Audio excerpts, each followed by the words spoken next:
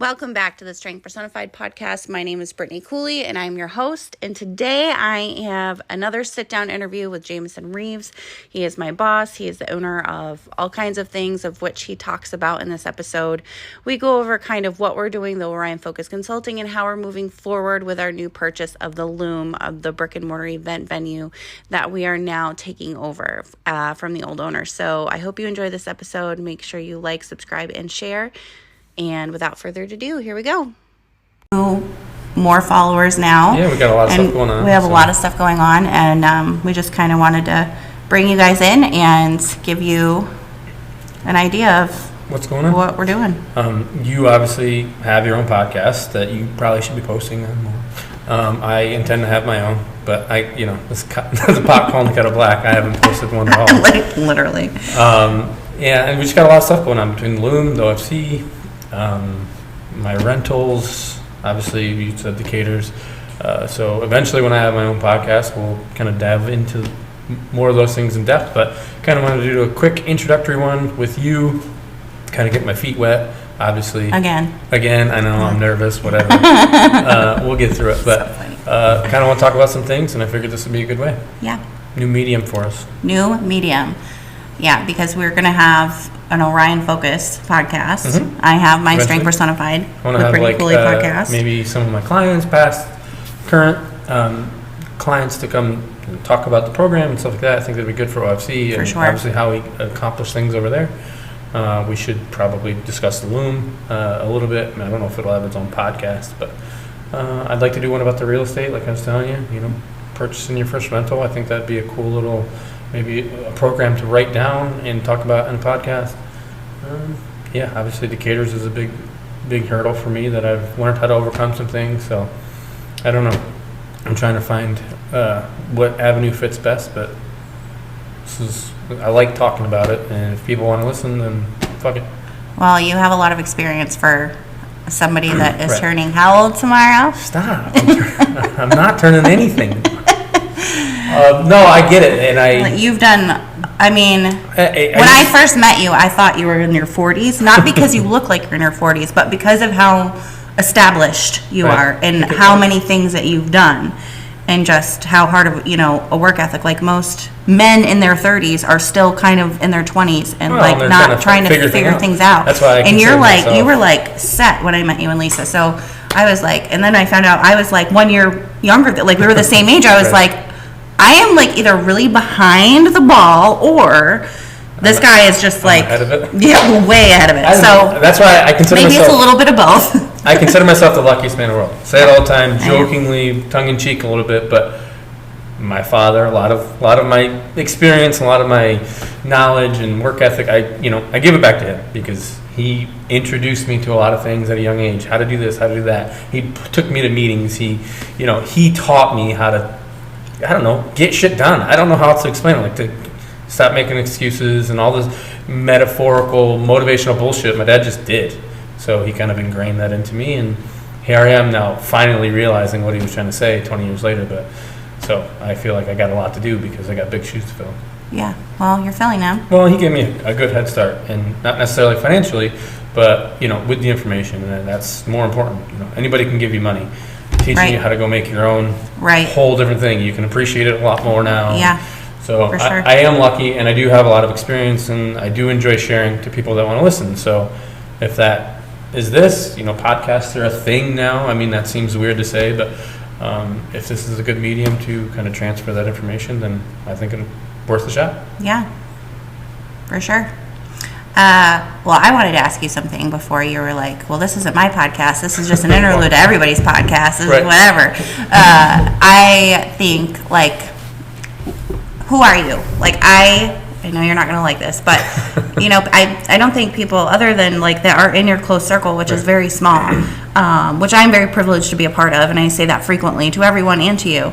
But I think that, people have known me, and because I've had a following for years, and people have watched me just fucking whatever you're into. Fall out of the tree and at every fucking branch of the they know me, they know what I'm all about. I'm very transparent. You are not, and not that I'm asking you to metaphorically get in your underwear right now, but I think I wanted to ask you, who are you? Yeah, and see what your response would be. A whole new, I don't know, putting myself out there, I guess, a whole new concept to me. And I'll probably talk about my dad a lot if I'm going to be talking about me, because I'm a spitting image of him according to most. But I remember my dad he bought his first work truck, and we used and abused the shit out of it for 5-10 years, I don't remember, but he was going to buy a brand new one for the first time ever, and he wanted to buy one that was the same color, same configuration,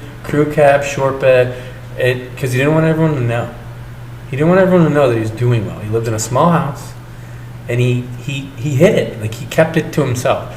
And so I feel like that's how I should do it. But in this space where I'm trying to share my experience and share my information and knowledge, if you will, to others that want to listen, I got to do the exact opposite. Right. So it is getting in my underwear. It is, out of my element. It's not comfortable for me to be like, oh yeah, I'm Jamison Reeves. I'm 34. Thank you.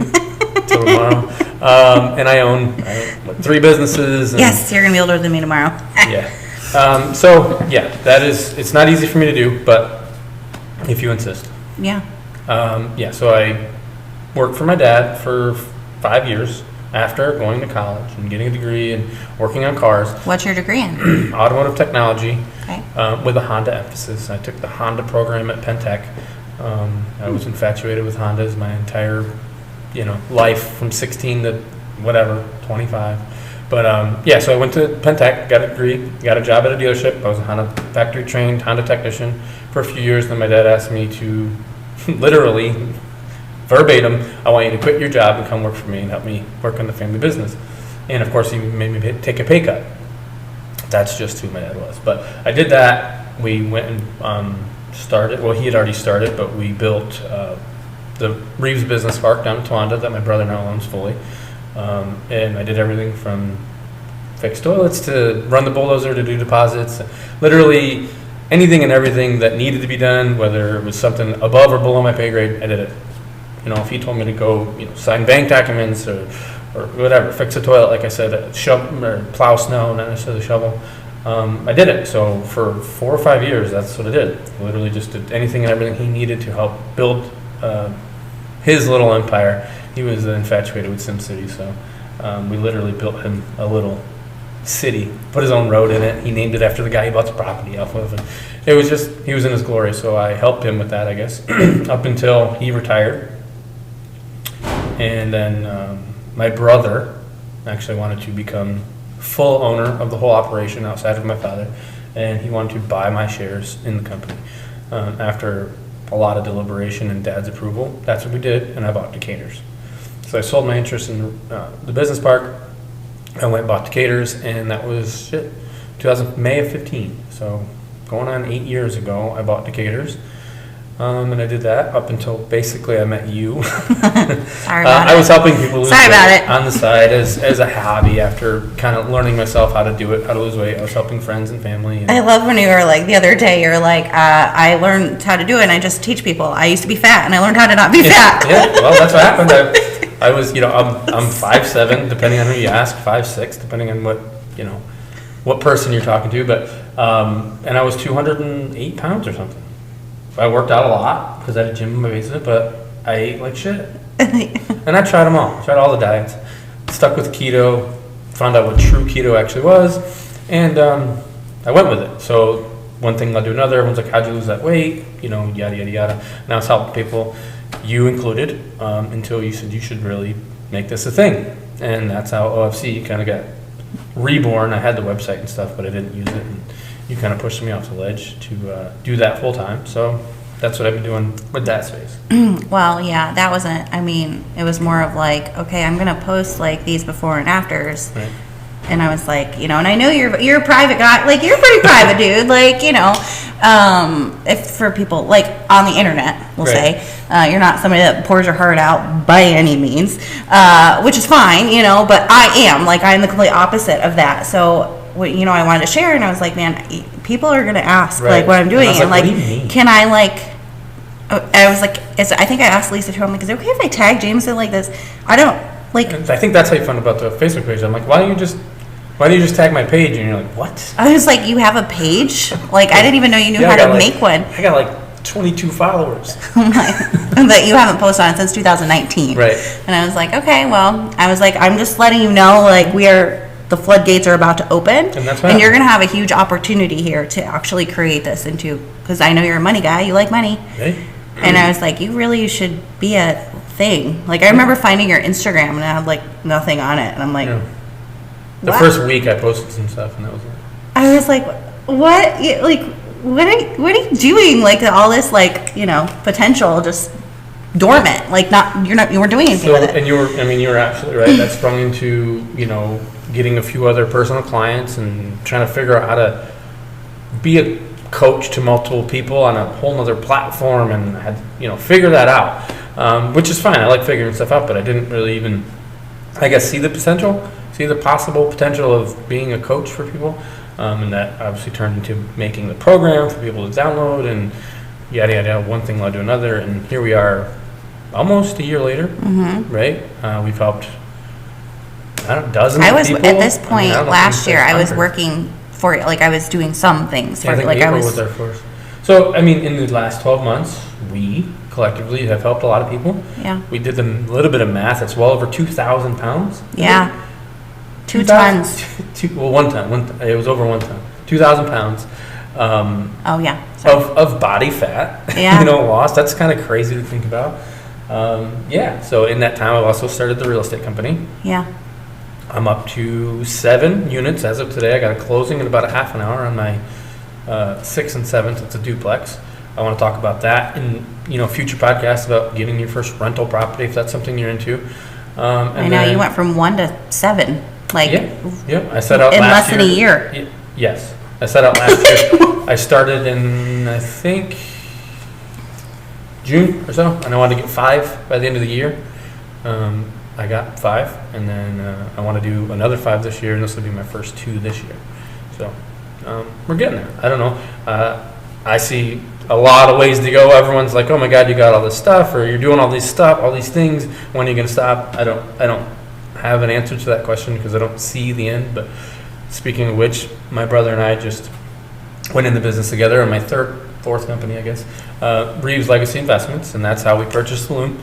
And hopefully we do big things here as well. On top of my rentals, on top of Decatur's, on top of the consulting, I plan to make this a real opportunity for not just me, but a lot of people. I think we can help the community. That's the state of New York and the village of Waverly really wants to see something done with this place, and so we're going to try to make that happen for not just me and my pockets, but the community. I have employees that live in Waverly, and they're like, "You see this bullshit? There's nothing for the kids to do. There's 9 weed shops, though." Yeah. Not that I have a problem with it, but 12. There's 12 now? Yeah. The article I read said 9. So I see this as maybe a first real chance to make a change locally. Yeah. I don't know. I think there's big opportunity here for more than just me. So that is our latest venture as far as what we're doing, and obviously the loom is going to become home base for OFC. Hoping to do some. I got my office. You got an office finally. In less than a year. It's so cool. And now we're planning on putting up more events, maybe some events for our clients to kind of mingle. So we have tons of aspirations, and just trying to fill them is where we're at right now. So, that's kind of a quick background on the little bit I've done in the last 10 years. Do you sleep? Sometimes. No, it's going up. For about a year, I was sleeping only about 4 hours a night, and I don't know if that's, and I was rested. It wasn't like I was, dragging my ass out of bed, but I think being super strict with keto and not eating carbohydrates and stuff has a lot to do with that. But I know I got a weird brain, so that probably has something to do with it too.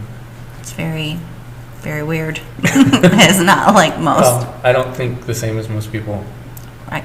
Obviously, that's why that you've been able to accomplish everything that. As a brag or anything, but I don't know. I was waking up at 4:30, 5 o'clock in the morning and ready to go. So I started writing. And that's also something else that's happened because of you.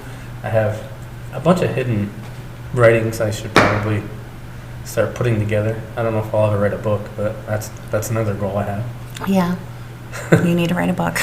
You write several books. It's easy to write about my father, so that's kind of been my opening is I see no selfishness in describing him or talking about him and how he's pushed me and all that stuff, even though he's passed away 3 years ago. Every day, like he's on my ass, so it's easy to write about him, so hopefully that'll turn into something more than just scribblings in one note. Yeah, I'm sure. So, like I said, that's a little bit about myself for anybody that's interested. Yeah. It's a lot. Seems like it. Now that you just said it all. Most people are like, hi, my name is this, I'm this, and this is what I do for a living. Well, Just, I mean, that's all business stuff. I obviously have a family, 2 kids, a wife. Yeah. Again, part of my luckiest man alive. Mm-hmm. They're there too. My wife, obviously Lisa, wouldn't be doing probably a lot of this shit without her help. Yeah.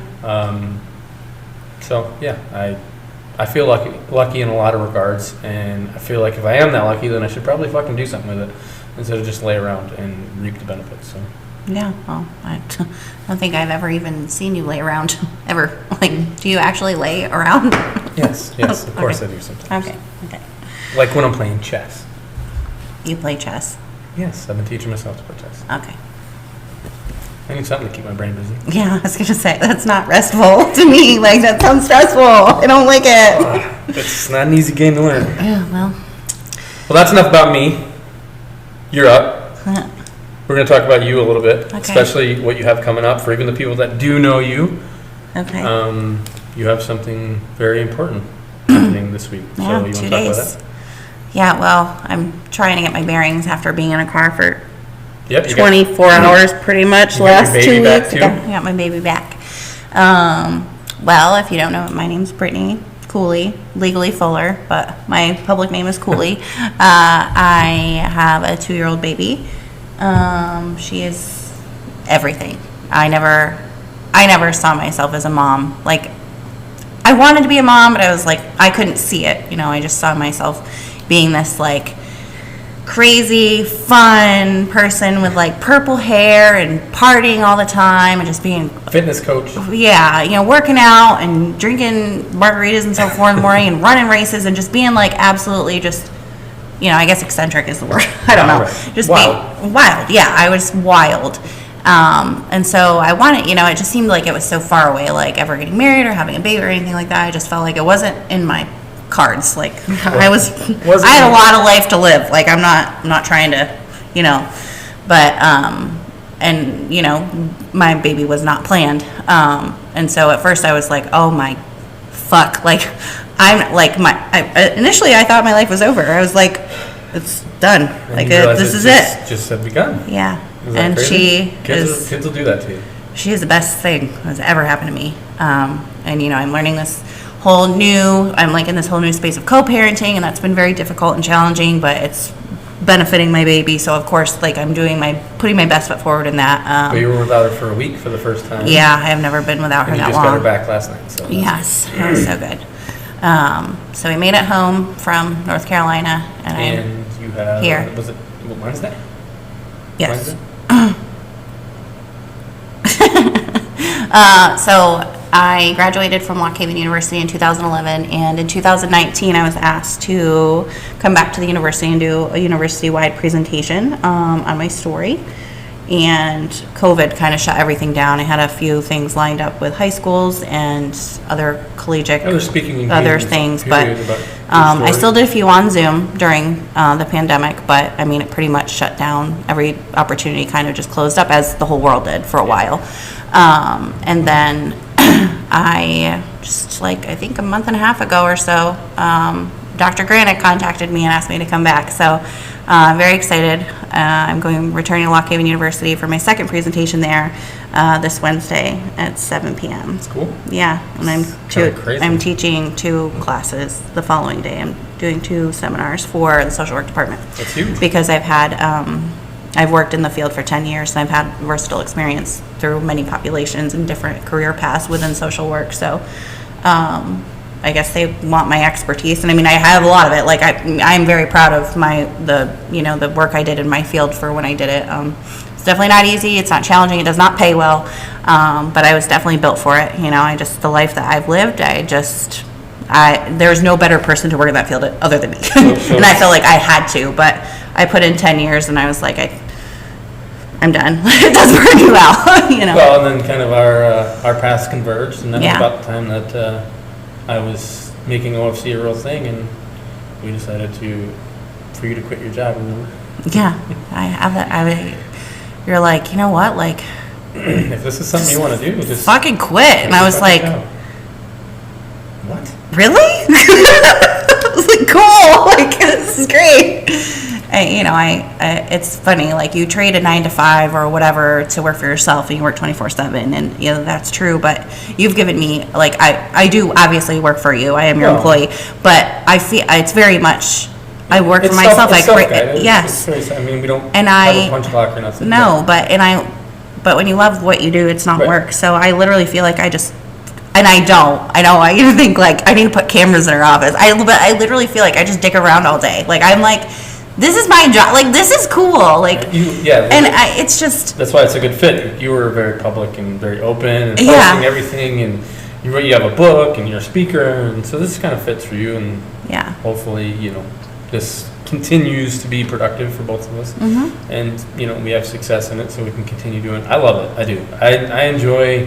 It's crazy when I see, like, a before and after picture on somebody that I've helped lose weight. Obviously they're happy with their body, happier with their body, but the beginning pictures, they're always, there's nothing in them. Their eyes are dark and they're not smiling, and then 40, 50, 100 pounds later, they can't do anything but smile when they look at the picture, when they're taking the picture, and it's just.